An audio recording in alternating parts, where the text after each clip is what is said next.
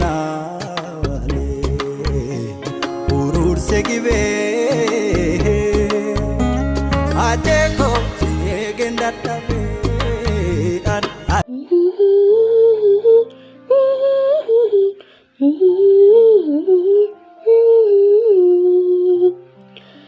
Olma ke tulfate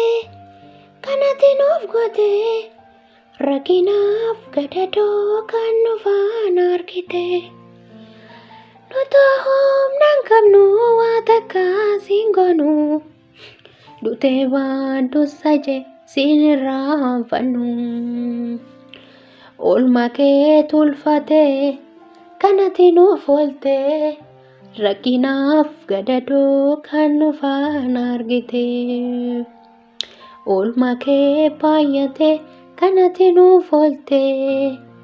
oolmaa kee baay'ate kanatti nuuf oolte rakinaaf gadadoo lammiifaan argite nutoo humna dhabnee waa tokko siin goone dutee baaddeessa jee siin daganne. Olma kee tulfatee kanatti nuuf goote lubbuu kee lammiif dabarsite guyyoonni wareegama kee lamuu nutti deebi'e nutoo humna dhabnee hajee waa tokko siin goone gumaa kees baasuu dadhabne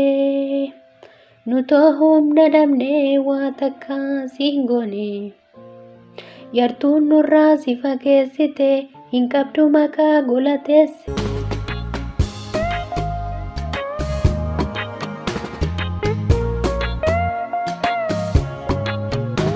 Hayyuu akaati inni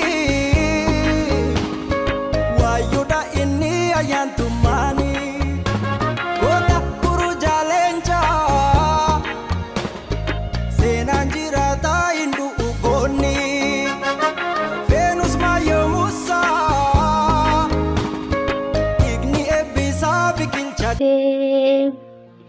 Yartuun nurraa si fageessite hin qabdu maqaa ruuka teessee hin baatu mana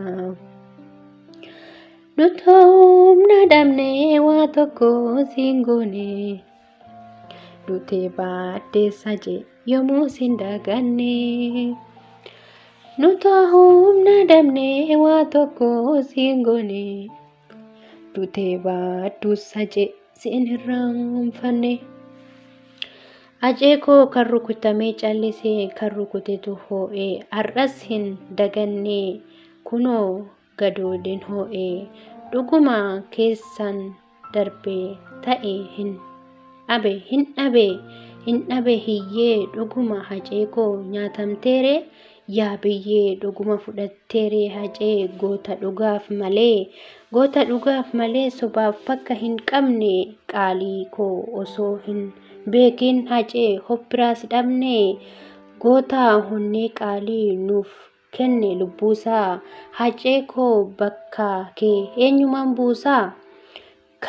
kan tumamu qotiyyoodha kan sobee hiyyuu qacceedha nagaatti nuuf jiraadhu bakkuma jirtutti hajee ilma gootaa leenca caaluu qeerroo afaan kaarrolee nuuf jiraadhu bakkuma jirtutti. Aduula aduu boroo urjii gaaleessaa galchi hunda caalu wayyokaa kophaa dukkana ibsaa.